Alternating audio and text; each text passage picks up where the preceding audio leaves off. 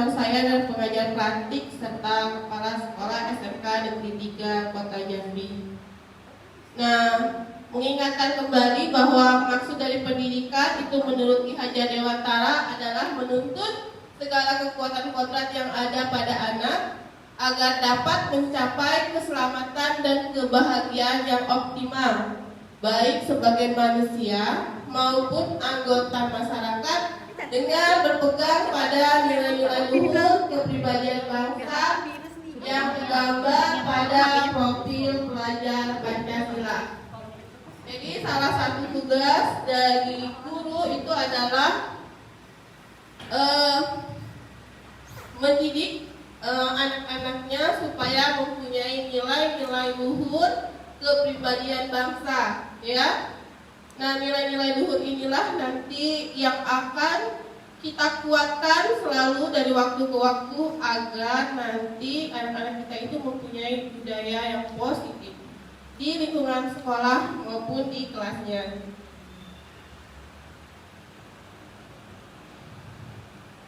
Nah, di modul ini yang paling terpenting itu adalah perubahan paradigma. Ya, jadi gini. Kalau sebelumnya itu berpikir bahwa kita itu ternyata itu bisa mengontrol orang lain. Nah, dalam paradigma yang baru ini ternyata bahwa itu tuh tidak benar, bahwa sebenarnya yang mengontrol itu bukan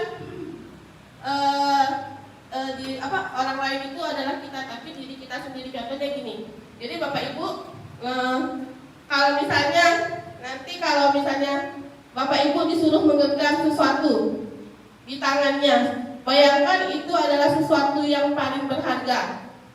Kalau kira-kira saya paksa, ya, di situ pokoknya ada nanti saya pujuk, saya paksa, saya hadik, saya rayu, pokoknya semuanya saya lakukan supaya Bapak Ibu mau membuka genggaman tangan Ibu. Kira-kira mau nggak Bapak Ibu?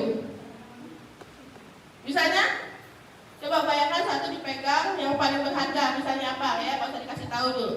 Kalau misalnya saya bilang sama Bu Susi, coba buka genggaman tangannya. Karena itu sangat berharga, kira-kira mau nggak dikasih? Enggak, dibentak. Kasih sama saya. Ya, dipaksa sekeras apapun pasti tidak mau. Karena itu sesuatu yang berharga. Jadi disinilah letaknya perubahan paradigma, bahwa yang mengontrol diri itu sebenarnya diri kita, bukan orang lain. Jadi nanti di sini ada perubahan paradigma dengan menggunakan teori kontrol, bahwa ternyata guru itu mengontrol murid itu hanyalah ilusi. Ya, jadi kalau mengkritik dan membuat orang bersalah itu dapat menguatkan karakter. Ilusi bahwa semua penguatan positif, efektif dan bermanfaat, dan bahwa orang dewasa memiliki hak untuk memaksa. Terima kasih. Nah, jadi nanti di sini ada perubahan stimulus respon. Ya, jadi kalau sebelumnya itu kita responnya seperti ini yang di sebelah kanan, ya. Kalau di tangan saya sebelah kanan, nanti ini teori kontrol yang baru. Ya, kita mencoba mengubah orang lain agar berpandangan sama dengan kita. Itu dirubah. Ternyata kita harus memahami pandangan orang lain terhadap dunia. Terus perilaku buruk itu adalah suatu kesalahan. Ternyata kalau di teori yang terbaru itu, yang kontrol itu, bahwa ternyata perilaku itu memiliki tujuan. Jadi kalau anak-anak itu berperilaku salah, pasti ada tujuan. Orang lain bisa mengontrol saya, itu berubah menjadi hanya diri kita lah yang menjadi pengontrol. Lalu saya bisa mengontrol orang lain, ternyata tidak. Pemaksaan ada pada saat bujukan gagal, itu nggak boleh. Yang betul itu adalah kolaborasi dan konsensus menciptakan pilihan-pilihan baru, dan modal berpikirnya nggak boleh ada yang menang, ada yang kalah. Kalau sekarang itu kita harus berpikir bahwa kita tuh sama-sama harus menang, ya, win-win solution. Nah, di sini ada peta konsepnya. Jadi disiplin positif, jadi budaya itu, ya, terbentuk dari disiplin positif itu nanti kita menggunakan teori kontrol. Nah, ada nanti makna disiplin. Disiplin itu adalah belajar kontrol diri dengan menggali potensi kita agar mencapai tujuan kuliah atau sesuatu yang menjadi apa yang kita inginkan berdasar nilai-nilai yang kita hargai. Lalu nanti ada teori motivasi, lalu nanti ada posisi kontrol dan kebutuhan dasar manusia. Jadi, nah, ini ada kata-kata makna dari disiplin. Sebenarnya awalnya disiplin itu arti katanya itu adalah belajar, lalu berkonotasi menjadi disiplin diri. Ya, disiplin diri itu membuat orang lain menggali potensinya menuju sebuah tujuan apa yang dia hargai. Namun lama-kelamaan budaya kita itu berubah, bahwa ternyata disiplin itu sesuatu yang dilakukan seseorang pada orang lain untuk mendapatkan kepatuhan. Akhirnya dengan itu maka kita nanti akhirnya disiplin itu identiknya dengan kata-kata ketidaknyamanan. Jadi bukan dengan apa yang kita hargai atau pencapaian suatu tujuan yang mulia. Jadi ini tujuannya sebenarnya untuk anak-anak kita. Jadi anak-anak kita itu besok nggak bisa lagi kita paksa-paksa. Yang pasti yang harus kita pahami bahwa itu tadi kita tidak bisa mengontrol orang lain. Nah, di sini kadang kan kita kan dalam mendisiplinkan anak kita itu memberikan ada yang namanya hukuman, ada yang menggunakan konsekuensi. Ya, kalau menurut Ibu Putri yang mencatat 100 kali di dalam buku kalimat, saya tidak akan terlambat lagi karena terlambat ke sekolah itu hukuman atau konsekuensi. Konsekuensi. Konsekuensi yang lain? Hukuman. Mana yang betul, hukuman atau konsekuensi? Hukuman. Ya. Lari mengelilingi lapangan basket 2 kali karena terlambat hadir di sekolah. Hukuman. Lalu diminta push up karena tidak menggunakan masker. Hukuman atau konsekuensi? Hukuman. Ya. Menggantikan kertas tugas teman yang telah dicoret. Konsekuensi. Ya. Nah, terus membersihkan tumpahan air di meja tulis karena tersenggol pada saat belajar. Konsekuensi. Jadi kalau konsekuensi itu sebenarnya kesepakatannya, kalau hukuman itu berarti ujuk-ujuk ya dikasih, tiba-tiba dikasih suatu tindakan. Nah, kira-kira mana yang lebih bagus, hukuman atau konsekuensi? Konsekuensi.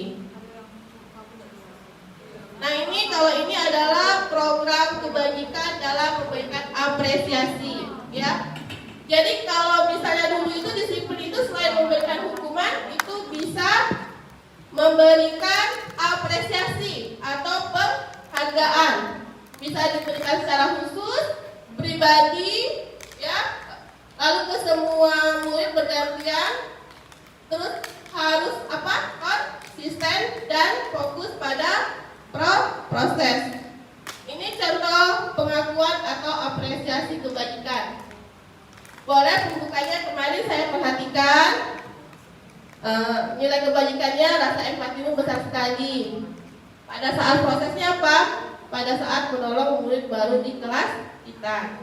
Jadi kalau kita mau memberikan apresiasi kebajikan itu atau namanya penghargaan itu harus diberikan secara khusus, pribadi, ke semua murid secara bergantian, lalu konsisten dan fokus pada proses. Nah, tapi pada kenyataannya juga ternyata ini tidak bisa dilakukan terus-menerus apresiasi semacam penghargaan, karena lama-lama ternyata penghargaan ini bisa fungsinya menghukum Karena apa? Karena kalau lama-lama nanti kan biasanya kalau yang pintar dapat penghargaan kan cuma dia aja. Nanti si anak yang lain merasa seperti apa, tidak diperhatikan. Jadi ternyata penghargaan itu tidak bagus juga kalau dalam jangka panjang ya terus menerus, karena akan menimbulkan tadi kecemburuan sosial, terus tuh nanti persaingan. Lalu nanti lama-lama kalau terus dikasih penghargaan, terus nanti kalau yang nggak dikasih lagi malas ya. Jadi itu.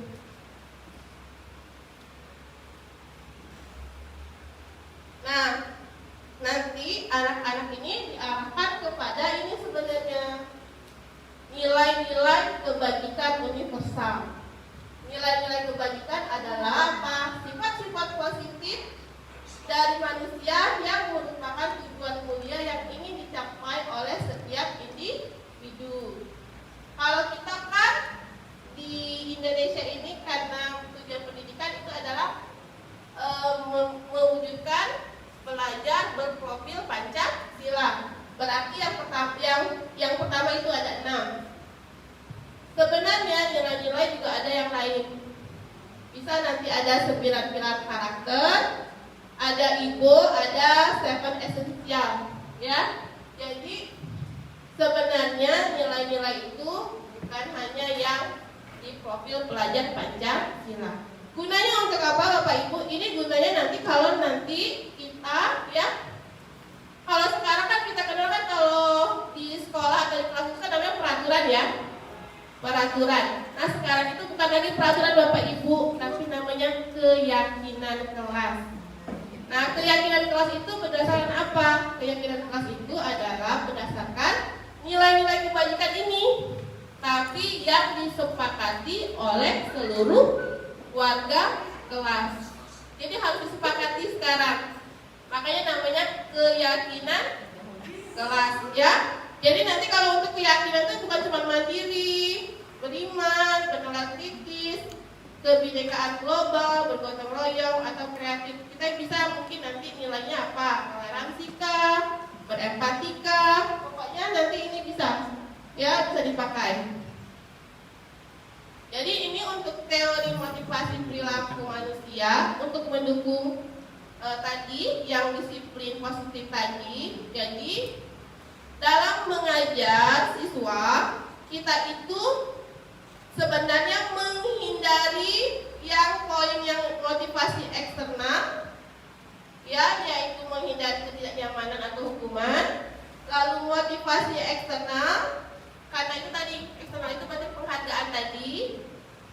Tapi yang diarahkan itu adalah yang ini, motivasi internal. Ya. Jadi nanti diharapkan anak didik kita itu dia termotivasi, tertumbuhkan di dalam dirinya itu ini. Sifat untuk menghargai diri sendiri. Saya akan menjadi orang yang seperti apa bila saya melakukannya. Ya, jadi nanti sebenarnya Bapak Ibu boleh saja mungkin istilahnya memberikan penghargaan, tapi menghindari yang namanya paling besar itu dihindari, itu adalah hukuman. Tapi kalau misalnya mau memberikan penghargaan itu harus dalam jangka waktunya yang tadi yang pendek, terus tadi fokus pada proses, terus harus adil ya. Tapi kalau misalnya yang diharapkan yang poin yang ketiga ya Bapak Ibu. Nah ini sejalan dengan pemikiran dari Ki Hajar Dewantara. Merdeka itu artinya tidak hanya terlepas dari perintah, akan tetapi juga cakap buat memerintah diri sendiri.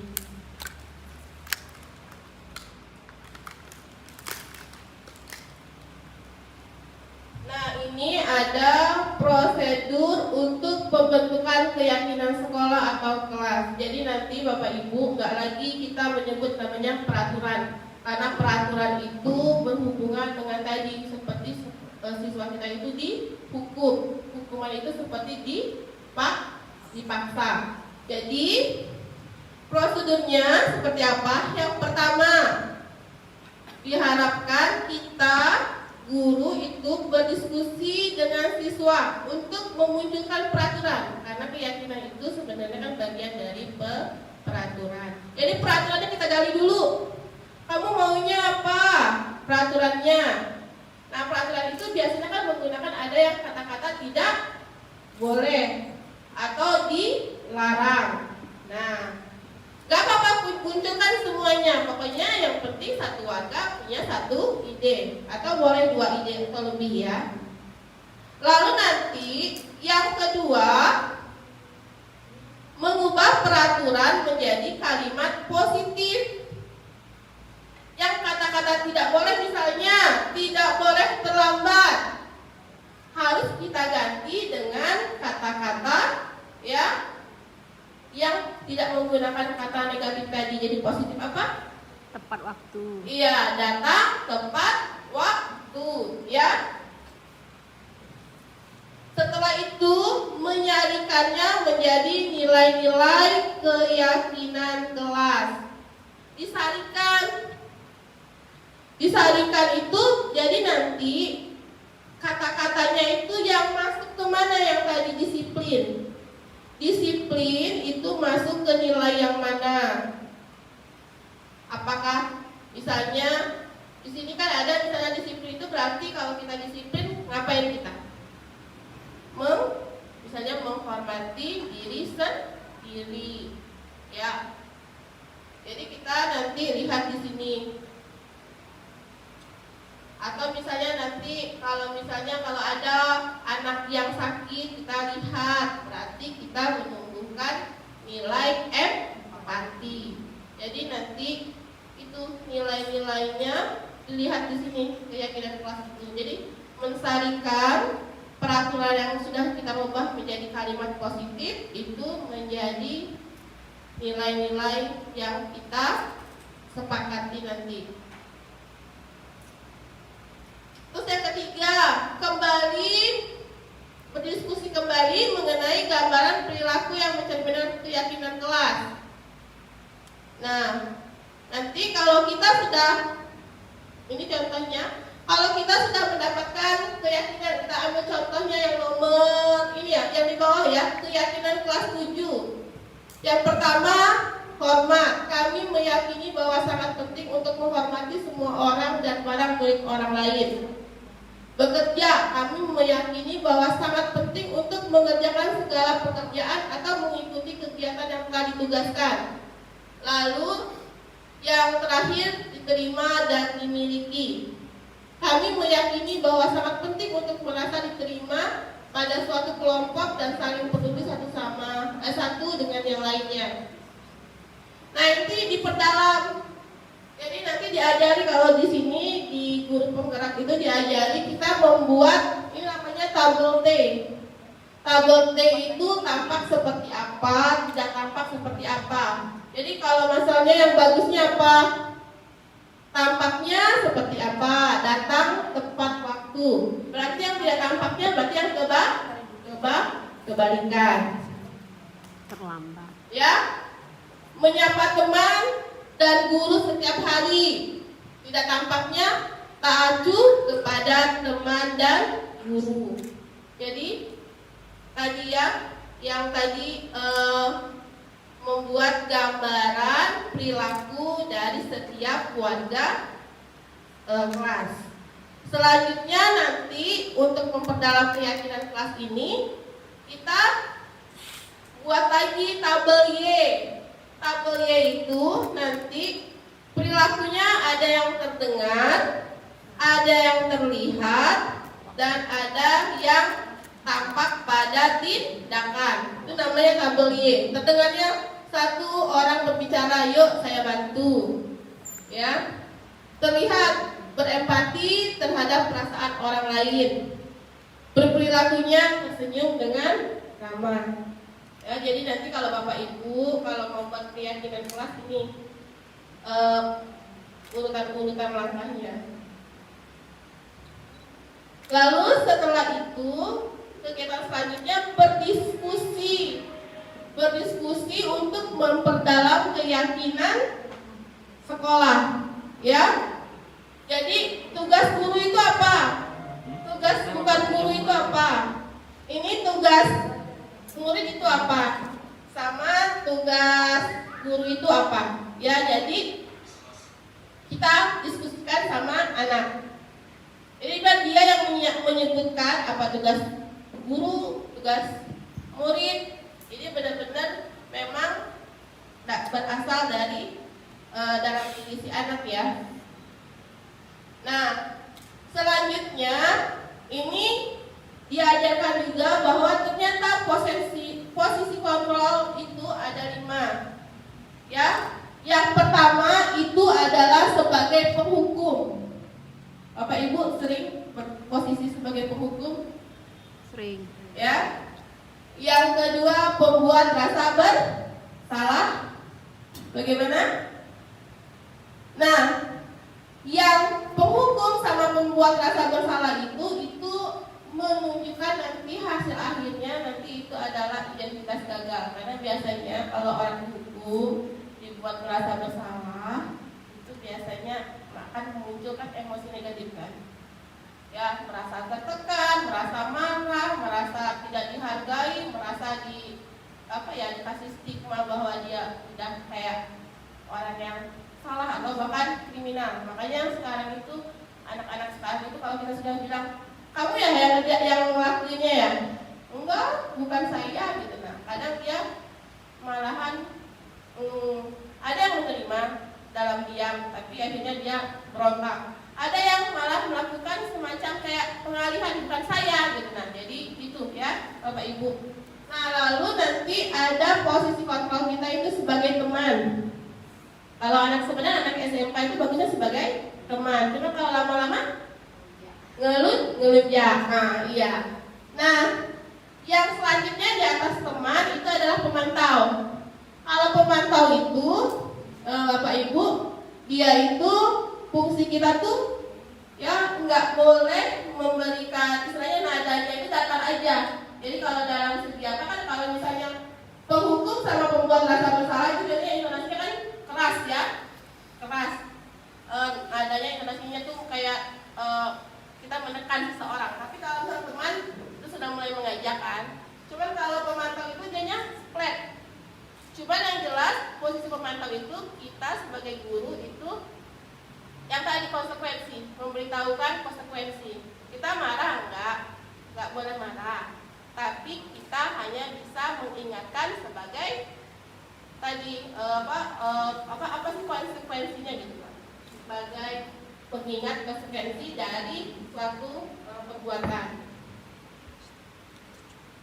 Nah, jadi Bapak Ibu, ternyata yang terakhir ini sebenarnya yang diharapkan katanya, ini yang terakhir nih, yang diharapkan itu untuk menjadi anak itu memiliki identitas berhasil atau sukses, tapi bukan dari yang luar. Jadi kalau teman sama pemantau itu dari luar, eksternal. Tapi kalau manajer itu dari diri sendiri, menghargai diri sendiri, fungsinya itu kita harus jadi manajer. Manajer itu apa? Mengajukan pertanyaan-pertanyaan, terus mengajukan apa yang kamu yakini tadi, nilai-nilai yang kita yakini, keyakinan kelas, menguatkan pribadi siswa, lalu murid itu meletakkan dirinya sebagai individu yang positif dalam dunia berkualitas, bagaimana memperbaiki keadaan dan evaluasi diri. Jadi kalau kita sebagai posisi sebenarnya pemantau, apalagi manajer, kita tuh gini, setiap anak itu pasti berlaku sesuai dengan kebutuhannya. Jadi kalau misalnya ada anak nakal di dalam kelas, sebenarnya kita harus paham 5 kebutuhan dasar manusia. Jadi anak itu ada misalnya yang memang kesannya tuh kurang gairah karena memang dia yang tidak tercapai pemenuhan kebutuhannya itu adalah bertahan hidup. Bertahan hidup itu artinya kebutuhan yang bersifat fisiologis untuk bertahan hidup, misalnya kesehatan, rumah, makanan serta rasa aman. Ya, kayak sekarang tuh kayak yang perang di Palestina itu, selain memang ini dia makanan, kesehatan, rumah, terus dia nggak punya rasa aman bagi mereka ya. Terus ada anak itu yang suka cari perhatian. Kerjaannya tuh pokoknya cari perhatian aja. Mungkin dia ingin memenuhi kebutuhan cinta dan kasih sayang. Untuk dia pengen disayang, pengen diterima, pengen melakukan suatu hubungan atau koneksi sosial. Ada lagi yang pengen jadi penguasa, pengennya tuh dia pokoknya dia tampil terus karena dia merasa dia pengen menunjukkan penguasaan dia terhadap apa? Mungkin kompetensinya, prestasinya, pengen didengar, ya. Terus dia memiliki pengen dia tuh dianggap bahwa dia punya harga diri yang tinggi. Lalu yang terakhir itu dua yang terakhir itu kebebasan. Ada yang kerjanya, Bu, aku nggak suka di dalam kelas, ribut aja, pengennya keluar aja tuh. Yang kayak yang di kantin-kantin itu mungkin dia pengennya jadi orang yang bebas. Dan yang terakhir itu adalah kesenangan. Pengennya tuh dia senang-senang aja. Jadi sebenarnya itu tadi posisi manajer, kita guru sebagai manajer itu harus paham juga kebutuhan dasar, ya. Jadi merubah pandangan. Tadi pertama, kita nggak bisa mengontrol anak, karena yang mengontrol anak itu ya dirinya sendiri. Yang kedua, nah kita itu harus menumbuhkan motivasi intrinsik ya, yang dari dalam diri anak, menghargai dirinya karena memiliki nilai-nilai luhur yang dia yakini. Yang ketiga, perilaku anak itu pasti ada tujuan untuk memenuhi kebutuhan dasarnya. Nah, yang tadi itu ada 5 posisi itu untuk kita sebagai guru memposisikan diri itu yang mana. Jadi yang diharapkan dari modul itu yang paling minimal itu adalah sebagai pemantau. Ya, kalau yang selebihnya itu tidak disarankan. Tapi yang paling ideal itu adalah posisi yang sebagai manajer. Bahasa kerennya manajer ya, bukan cuma di perusahaan. Nah, sebagai manajer itu kita nanti akan menggunakan segitiga restitusi kalau misalnya ada anak yang membuat pelanggaran. Pelanggaran tadi apa? Karena ingin memenuhi kebutuhan dasarnya yang lima tadi. Jadi nanti dalam proses segitiga restitusi ini ya, proses segitiga restitusi itu adalah proses menciptakan kondisi bagi murid untuk memperbaiki kesalahan mereka, sehingga mereka bisa kembali pada kelompok mereka dengan karakter yang lebih kuat. Restitusi juga merupakan proses kolaboratif yang mengajarkan murid untuk mencari solusi untuk masalah mereka dan membantu murid berpikir tentang orang seperti apa yang mereka ingin jadikan, ya, tujuan kuliahnya, dan bagaimana mereka harus memperlakukan orang lain. Nah, jadi ini yang diharapkan dari segitiga restitusi itu adalah identitas sukses. Ya, jadi di sini ada hukuman, ada konsekuensi, ada restitusi. Kalau identitas gagal itu hukuman, identitas sukses bisa konsekuensi. Tapi ya, yang diharapkan itu yang posisinya yang positif. Ya, kalau konsekuensi itu hasilnya netral, tapi kalau restitusi itu hasilnya itu adalah yang positif. Nah, dalam segitiga restitusi ini Bapak Ibu, nih, jadi nanti kalau ada pelanggaran diharapkan guru itu yang paling dasar dulu menstabilkan identitas. Ya, caranya apa?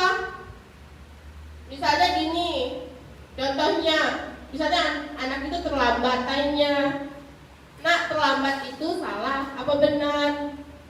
"Salah, Bu." Nanti kalau dia bilang salah, setiap orang pasti pernah melakukan kesalahan. Jadi stabilkan dulu identitasnya. Setelah stabil identitasnya, masuk ke tahap validasi tindakan yang salah.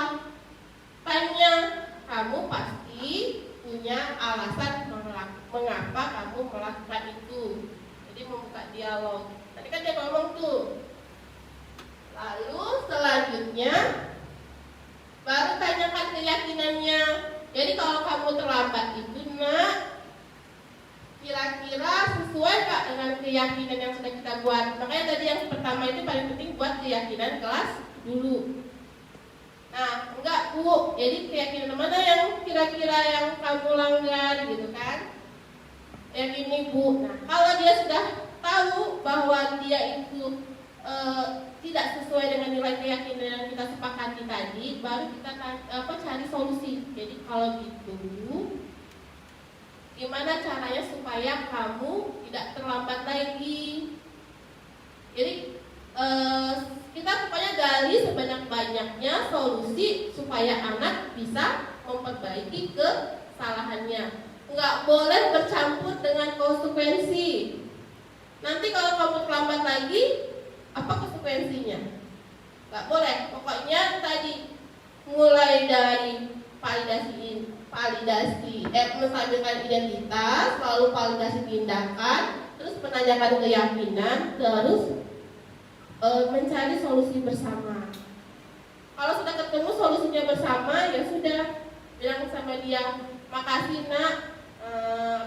Kalau misalnya semua yang kamu tadi katakan, semua solusi yang kamu tadi yang sudah kamu istilahnya cari ya bersama-sama dengan ibu, nanti kamu laksanakan terus menerus, insya Allah nanti kamu akan menjadi pribadi yang sukses.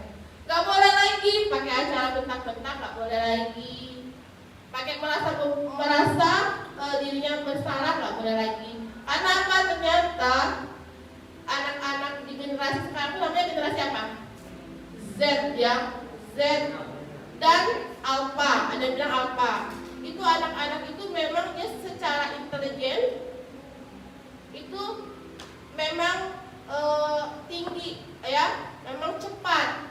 Jadi kalau misalnya pelajaran yang berbau-bau teknologi, berbau-bau istilahnya pengetahuan, itu dia cepat menangkap. Cuma yang jadi masalah dia adalah emosinya tidak stabil. Kalau emosi tidak stabil, kita kasih hukuman, kita kasih membuat merasa bersalah, maka yang terjadi apa? Nah, itu seperti sekarang yang terjadi adalah kasus-kasus bunuh diri ataupun kasus-kasus menyakiti orang lain karena dia merasa tertekan.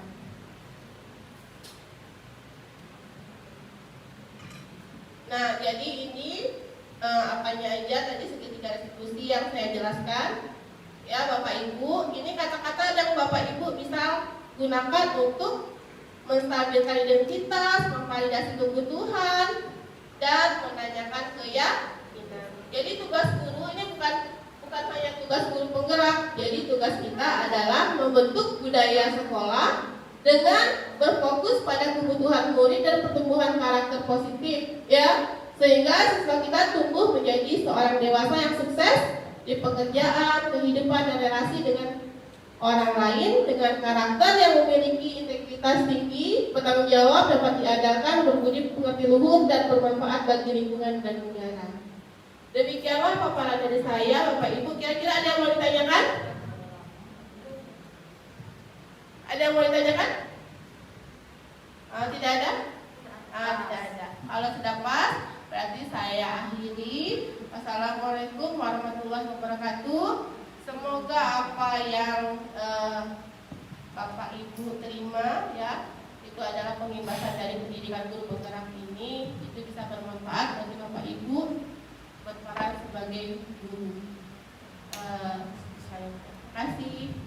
Terima kasih untuk materinya yang tadi tentang modul 1.4.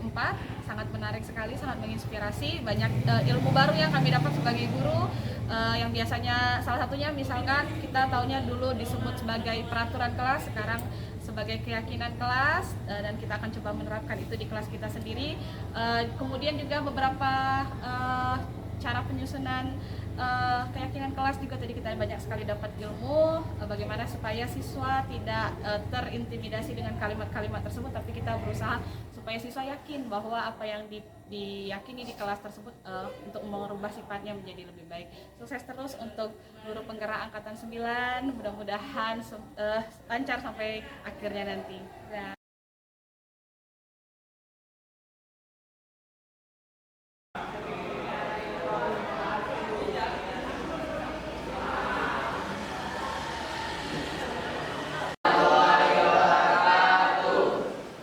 Apa kabarnya semua hari ini? Gimana kondisinya sekarang? Sudah nyaman apa enggak duduknya? Ada yang mau bertambah kecil? Tidak. Berarti sudah bisa ya kita mulai pembelajaran hari ini? Baik, pembelajaran kita hari ini adalah tentang keyakinan kelas. Pernah dengar kata keyakinan kelas? Tidak ya? Belum ya? Belum apa? Sudah? Belum. Nah, baik. Keyakinan kelas ini sekarang itu sebenarnya itu adalah memang kata-katanya adalah sesuatu yang baru, tapi sebenarnya itu bukan sesuatu yang baru karena keyakinan kelas itu sama sebenarnya dengan peraturan. Ya, keyakinan kelas itu adalah bagian dari peraturan kelas. Jadi kita di sini sekarang akan mempelajari tentang bagaimana cara kita ya membentuk keyakinan kelas ya agar kita bisa menumbuhkan budaya positif di dalam diri. Ya, kenapa kita membuat keyakinan kelas? Ya, kan kita perhatikan peraturan itu gunanya untuk apa? Tahu? Peraturan itu dibuat agar kita disiplin.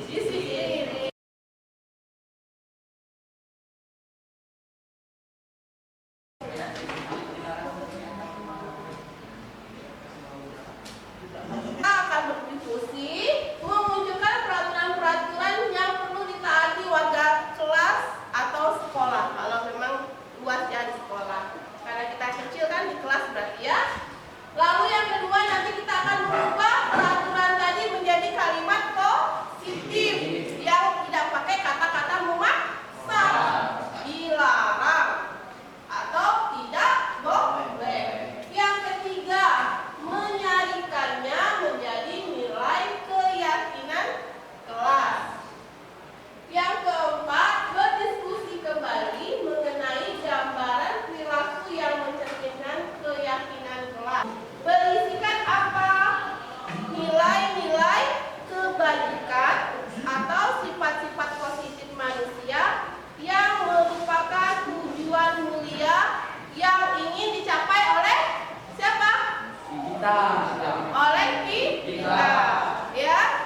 Jadi nanti kalian diharapkan karena kita ini sekarang kurikulum merdeka itu menginginkan adalah terbentuknya karakter siswa ya yang berprofilkan pelajar Pancasila. Pernah dengar? Belum pernah? Nah, ya, coba Reva, coba dibaca di modulnya itu profil pelajar Pancasila itu apa coba? Yang profil pelajar Pancasila. Beriman, bertakwa kepada Tuhan Yang Maha Esa, bernalar kritis, berkebinekaan global, bergotong royong, kreatif. Kali kita akan berdiskusi memunculkan peraturan-peraturan yang perlu ditaati warga kelas atau sekolah.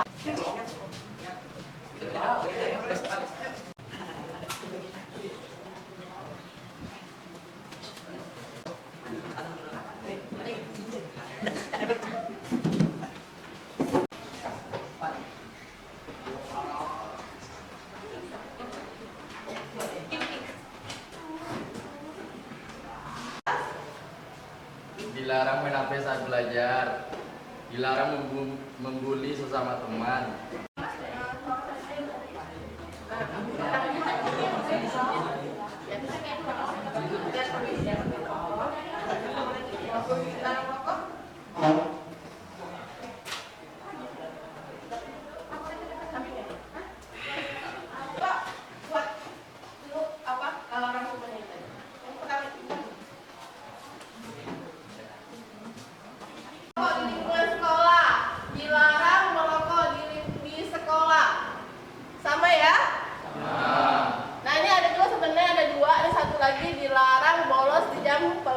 pelajaran. Berarti sama dengan yang ini ya. Ya. Lalu tidak boleh berbicara saat guru mengajar. Bayar uang pas ya.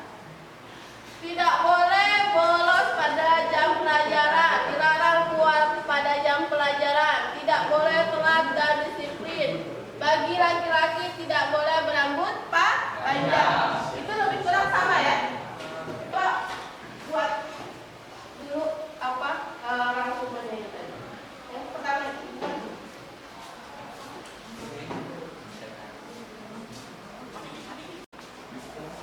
Nomor 1, tidak boleh merokok.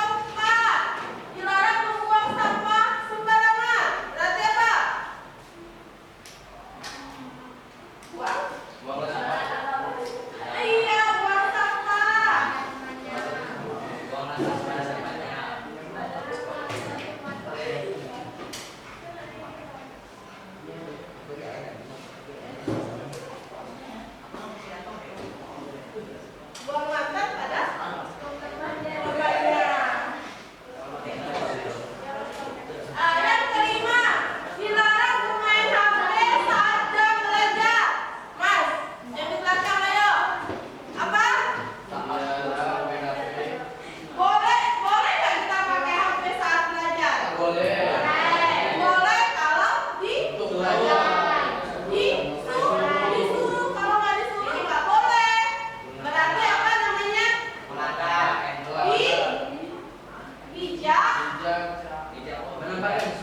Bijak menggunakan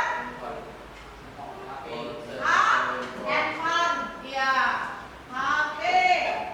Yang keenam, dilarang membuli sesama teman. Membuli ini yang paling sering, membuli nggak boleh ngejek. Tidak boleh pakai kata-kata tidak, atau dilarang, atau no. Apa? Harus menghormati. Ya, menghormati Saling merangkul. 7.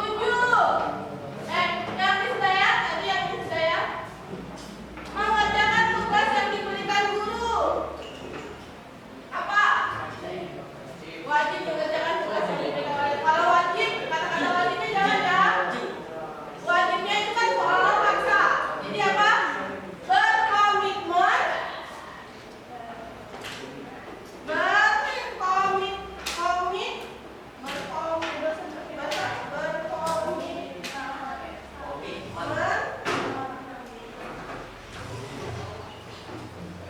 Mengerjakan tugas, bukan tugas dari guru ya, tugas sekolah.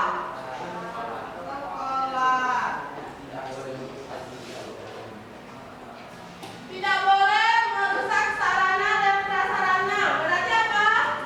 Jagalah lingkungan sekolah. Menjaga.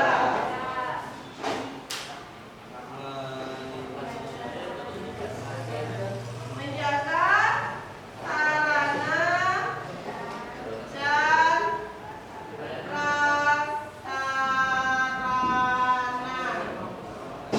Yang terakhir, bayar uang kas ya. Berarti apa? Tidak wajib. Berarti kan wajib ya. Itu adalah sama dengan Sunnah. komitmen membayar kas. Bayar kas.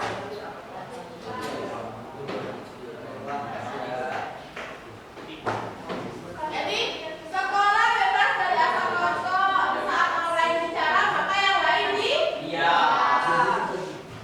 sampai sini berarti kita sudah bisa membuat tahap yang kedua ya, mengubah peraturan menjadi kalimat positif. Supaya apa Sabil? Merasa apa tadi? Iya, kalau pakai kalimat yang positif kira-kira Sabil apa?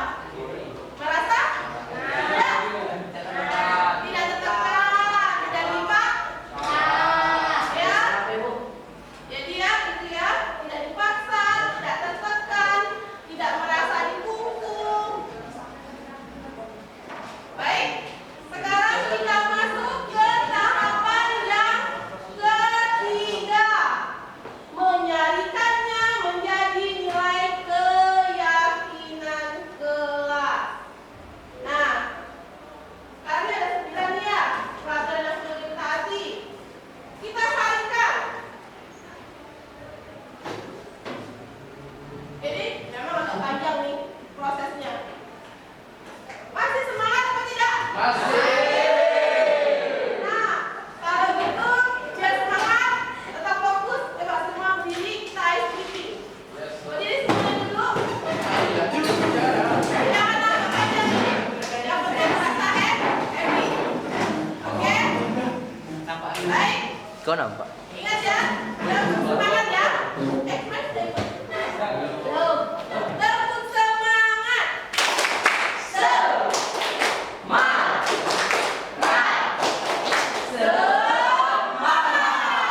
Oke, bisa?